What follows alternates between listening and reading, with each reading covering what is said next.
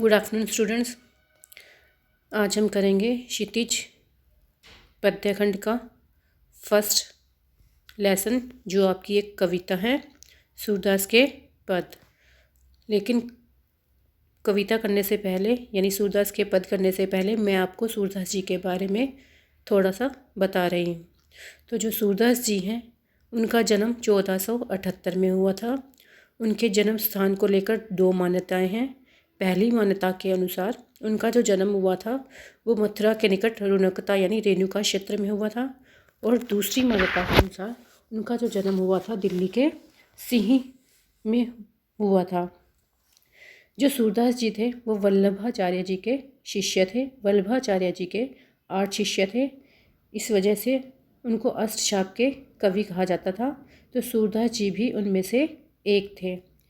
सूरदास जी मथुरा और वृंदावन के बीच जो गौ घाट है वहाँ पर रहते थे और श्रीनाथ यानी भगवान कृष्ण के भजन कीर्तन करते थे। तो सूरदास जी की जो मृत्यु हुई थी वो पारसोली में हुई थी 1583 में।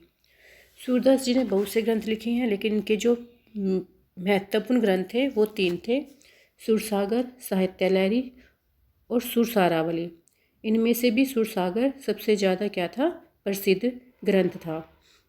जो सूरदास जी थे ये वात्सल्य और श्रृंगार के कवि थे।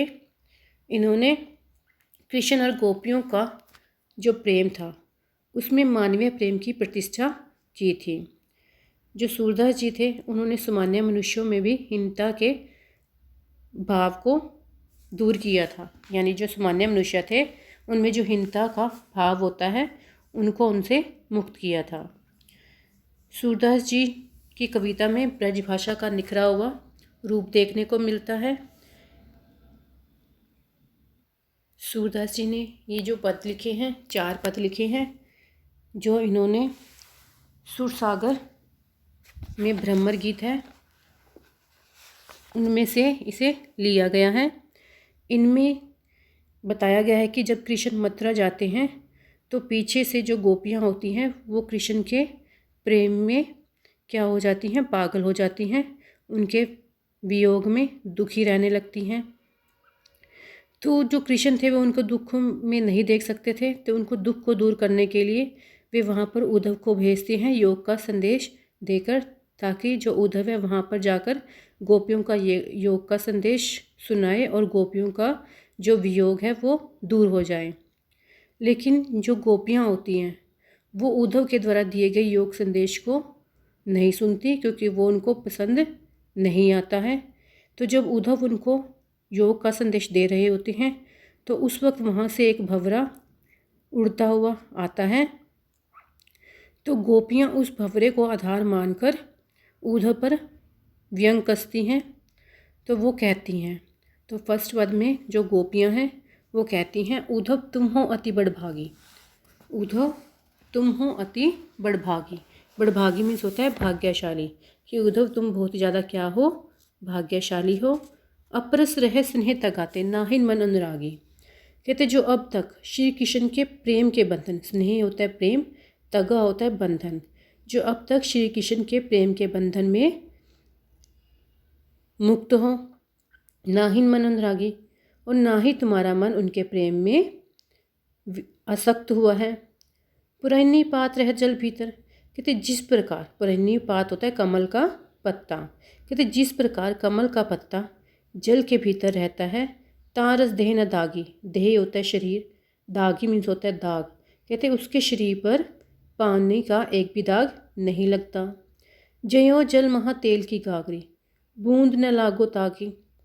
कहते जैसे अगर जल में तेल की गागरी, गागरी होता है मटकी, तेल से भरी हुई मटकी को अगर जल में डुबो दिया जाए तो उस पर भी पानी की एक बूंद नहीं ठहरती, उसी प्रकार तुम कृष्ण के निकट रहते हुए उनके प्रेम के बंधन से मुक्त हो, यानी उनके प्रेम के बंधन में नहीं पड़े हो। प्रीति नदी में पाँव न भरायो। प्रीति नदी होता है प्रेम की नदी।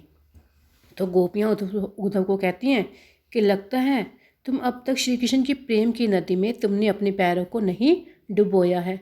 पाँव होता है पैर और बुराइयों होता है डुबोया। कहते लगता है तुमने श्री कृष्ण की प्रेम की नदी में अपने पैरों को नहीं डुबोया है। दृष्टि न रूप रागी, और ना ही तुमने उनके सुंदर रूप को देखा है। सूरदास अपला हम भौरी गुड़ चाटी जयो पागी। सूरदास जी हैं, वो गोपियों की तरफ से कहते हैं कि हम जो अबलाएँ हैं यानी औरतें हैं वो बहुत ही ज़्यादा क्या हैं, भोली हैं। भोली मीन्स होता है भोली, बहुत ही ज़्यादा क्या है, भोली है। गुड़ चाटी जयो पागी, कहते जिस प्रकार गुड़ को देकर, गुड़ होता है गुड़, चाटी होते चीटियाँ, कहते जिस प्रकार गुड़ को देकर चीटियाँ उससे लिपट जाती हैं, उसी पर तरह से यानी उसी प्रकार से हम भी श्री कृष्ण के प्रेम में लिपटी हुई हैं, यानी हम श्री कृष्ण के प्रेम में डूबी हुई हैं। तो ये फर्स्ट आपका यहाँ पर ख़त्म होता है। अब हम सेकंड पहरा इसका करेंगे। सेकंड पहरे में क्या है, मन की ही मन ही मांझ रही। अब यहाँ पे जो गोपी हैं वो कहते हैं कि उनकी जो मन की अभिलाषाएं थी, मांझ होता है अभिलाषाएं, कहते हैं उनकी जो मन की अभिलाषाएं थी वो मन में ही रह गई हैं। कहीं जाई कौन पे उधो ना ही परत कहीं, कहते अब किसी से कहीं भी नहीं जा सकती और ना ही हम किसी से कह सकते हैं। अवधि आधार आस आवन की, आमन होता है आने की, आस होता है आशा, कहते उनके आने की अवधि को अपने जीवन की आधार यानी आशा मानकर तन मन वीथा सही, अपने तन मन की पीड़ा को सहन कर रहे थे। वीथा होता है पीड़ा, सही होता है सहन करना। कहते उनके आने की अवधि को अपने जीवन का आधार मानकर हम तन मन की पीड़ा को सहन कर रहे थे। अब इन जोग संदेशी सुनी सुनी, जोग होता है योग, संदेशी होता है संदेश, कहते अब इन योग के संदेशों को सुन सुनकर बिरहिनी बीरा दही, वीरहा की अग्नि में जल उठी हैं। वीरहा होता है वियोग या वीरहा, कहते अब इन योग संदेशों को सुन सुनकर हम वीरहा की अग्नि में जल उठी हैं। चाहती हुत्ती गुहारी जितही, जितही होता है जिधर से या जहाँ से, गुहारी होता है रक्षा के लिए पुकार लगाना, कहते जिधर से हम अपनी रक्षा के लिए पुकार लगाना चाहती थी उत्ते धार भई, कहते उधर से ही योग की प्रबल धारा बह रही है।